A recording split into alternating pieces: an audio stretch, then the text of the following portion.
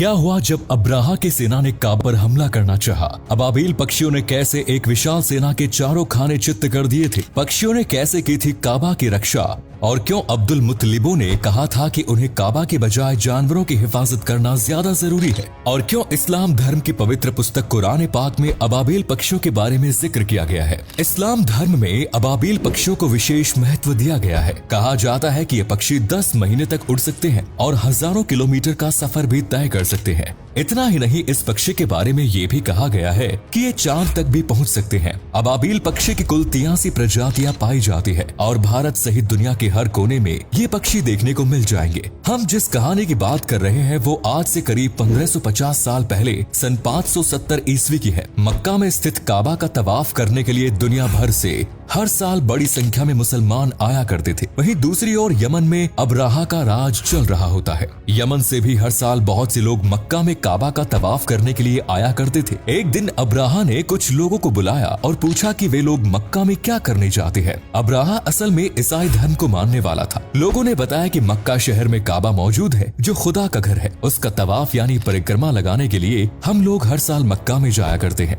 वो घर बहुत ही सुंदर है। इसके बाद अब्राहा ने कहा कि वो उन लोगों के लिए यमन में ही एक शानदार जगह बनवाएगा, जिसके बाद यमन के लोगों को काबा जाने की जरूरत नहीं पड़ेगी। लोग अपने देश में रहकर ही नई जगह का तवाफ कर सकते हैं। बहुत मेहनत के बाद यमन में एक नई इमारत तैयार की गई। अब्राहा ने यमन के लोगों से कहा कि उनके लिए आज से यही अल्लाह का घर है। लेकिन एक भी व्यक्ति नए घर का दीदार करने के लिए नहीं गया। लोगों को तो सिर्फ मक्का का ही तवाफ करना था। ये सब देखकर अब्राहा को काफी गुस्सा आया। कुछ लोगों ने उसके बनाए घर को शैतान का घर भी कह दिया। अब्राहा ने योजना बनाई कि क्यों ना मक्का पर हमला कर काबा को नष्ट कर दिया जाए। इसके बाद तो लोग उसके बनाए घर में ही आ जाएंगे। और अब्राहा ने एक नई विशाल सेना तैयार की। उस सेना में बड़ी संख्या में सैनिक, हाथी, ऊंट और घोड़े शामिल थे और अब्राहा बड़ी सेना लेकर मक्का की ओर रवाना हो गया। मक्का के बाहर उसने अपना डेरा लगाया। सारे सैनिक वहीं विश्राम करने लगे। मक्का के आसपास वहां रहने वाले लोगों के जानवर घूम रहे होते हैं। अब्राहा की सेना ने सभी जानवरों को बंदी बना लिया। सारे जानवरों को कैद करने की खबर अब्दुल मुत्तलिब तक पहुंची। उस समय काबा की जिम्मेदारी अब्दुल मुत्तलिब के पास ही थी। अब्दुल मुत्तलिब असल में हजरत पैगंबर मोहम्मद के दादा थे। अब्दुल मुत्तलिब खुद अब्राहा से मिलने के लिए पहुंचे। अब्राहा को लग रहा था कि इतने बड़े सरदार खुद उनसे मिलने के लिए आ रहे हैं और जरूर वे मुझसे विनती करने आ रहे होंगे कि काबा पर हमला ना करे। लेकिन अब्राहा जो सोच रहा था वैसा कुछ भी नहीं हुआ।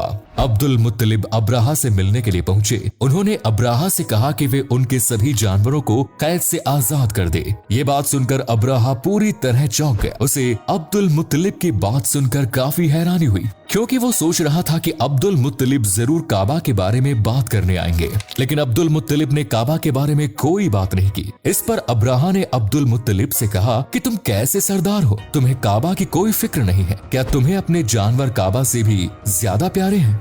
अब्राहा की बात सुनकर अब्दुल मुत्तलिब को पहले तो हंसी आ गई और वे मंद मंद मुस्कुराने लगे। उन्होंने अब्राहा से कहा कि ये सभी जानवर मेरे हैं और इनकी हिफाजत करने की जिम्मेदारी भी मेरी ही है। और जिस काबा की तुम बात कर रहे हो वो मेरा नहीं है। मेरा तो क्या, वो धरती के किसी भी आदमी का नहीं है। वो तो अल्लाह का घर है और अल्लाह अपने घर की हिफाजत करना अच्छे से जानते हैं। वे स्वयं काबा की हिफाजत कर लेंगे। अब्दुल मुत्तलिब की बात सुनकर अब्राहा ने सारे जानवरों को रिहा कर दिया, लेकिन मक्का पर हमला करने का प्लान नहीं टाला। अब्दुल मुत्तलिब अपने सभी जानवरों और मक्का के लोगों को लेकर शहर के बाहर मौजूद पहाड़ियों पर रहने चले गए और कुछ समय के लिए वहीं पर डेरा डाल दिया। मक्का के रहने वाले सभी लोगों ने मिलकर काबा की हिफाजत दुआ की। और इसी बीच अब्राहा काबा पर हमला करने के लिए आगे बढ़ा। उसने फौज को निर्देश दे दिया कि काबा को नष्ट कर दिया। लेकिन इतने में ही कुछ ऐसा होता है जिसकी कल्पना भी किसी ने नहीं की होगी। आसमान में अबाबील पक्षियों का झुंड इकट्ठा हो जाता है। हजारों लाखों अबाबील पक्षी वहां पहुंच जाते हैं। आपको बता दें कि अबाबील पक्षी जब उड़ते हैं तो अपना मुंह खुला रखते हैं और आसमान में उड़ने वाले कीड़े मकोड़ों को खा लेते हैं। लेकिन उस दिन सभी अबाबील पक्षियों का मुंह बंद था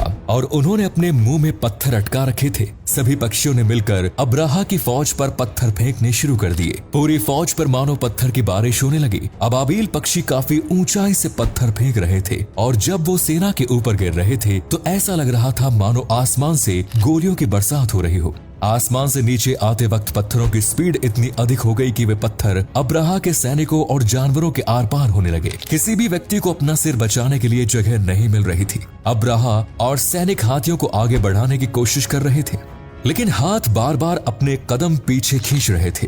वे मक्का की ओर बढ़ना नहीं चाह रहे थे और ऊपर से पत्थरों की बारिश लगातार जारी थी। मक्का शहर में पत्थरों का तूफान आ गया था। हर जगह मिट्टी उड़ रही थी। सेना में भगदड़ का माहौल था। खुदा के घर पर हमला करने वाले लोगों पर से अल्लाह ने अपनी रहमत वापस ले ली। अल्लाह की रहमत के बिना इस धरती पर कोई भी प्राणी जीवित नहीं रह सकता। और देखते ही देखते अब्राहा की पूरी सेना के चारों खाने चित्त हो गए। चारों तरफ लाशों का अंबार नजर आ रहा था। अब्राहा की भी मौत हो गई और कोई सैनिक जिंदा नहीं बचा। इस पूरी घटना के बाद लोगों का इस्लाम धर्म और अल्लाह के ऊपर विश्वास और भी ज्यादा मजबूत हो गया। दुनिया भर में अब्राहा की मौत की खबर फैल गई। लोग समझ गए थे कि किसी भी कीमत पर काबा को नष्ट नहीं किया जा सकता। अब्राहा की फौज में एक हाथी भी था जिसका नाम इब्न हशाम था। इस हाथी के कारण ही उस साल को हाथियों का साल कहा गया, जिसे अरबी भाषा में अल-फील कहा जाता है। और ये पूरा वाकया होने के 55 दिन बाद हजरत पैगंबर मोहम्मद का जन्म धरती पर होता है, जब अब्दुल मुतालिब मक्का में रहने वाले लोगों के साथ पहाड़ी इलाकों में चले गए।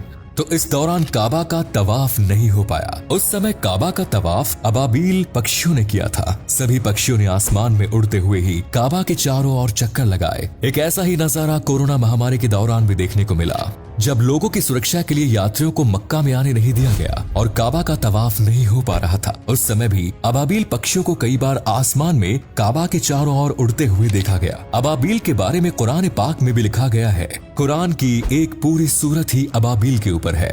तो दोस्तों, ये थी यमन के बादशाह अब्राहा द्वारा काबा पर हमले की पूरी कहानी। और जिस तरह अबाबील पक्षियों ने अल्लाह के आदेश से काबा की हिफाजत की, वो घटना भी वाकई काफी रोमांचक है और आश्चर्यचकित कर देने वाली है।